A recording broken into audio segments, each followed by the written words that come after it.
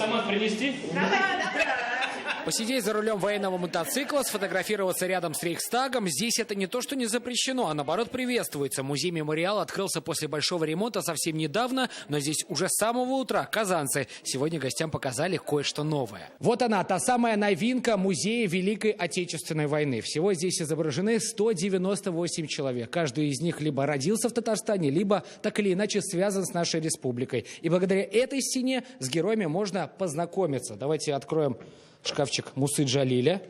Внутри находятся его личные документы, а именно оригинальная почтовая карточка. Были холода, это была одна из самых холодных зим. Как одевались, чем работали, за счет чего выживали. Это уже юноармейцам рассказывают о строительстве Казанского обвода. Расплющенные гранаты, ржавые пули, дырявые каски и военные документы. Все это десятки лет лежало на полях сражений. Сегодня хранится под стеклом. А этот двигатель от самолета почти 80 лет ржавел в болоте. Который подняли буквально в прошлом году поисковики и передали в наш музей.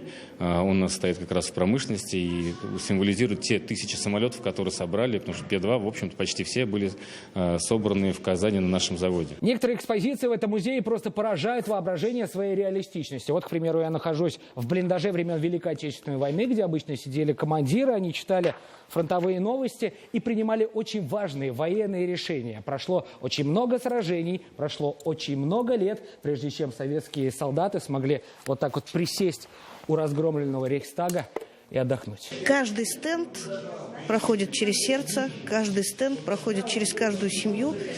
Ни один человек не может оставаться равнодушным, потому что у всех семейная история, у всех свои герои и память об этом на века. На войну ушли 700 тысяч татарстанцев. О судьбе половины из них ничего не известно. Стена героев будет еще одним напоминанием о подвиге земляков. Сергей Хайдаров, Данил Филатов, Игорь Романов.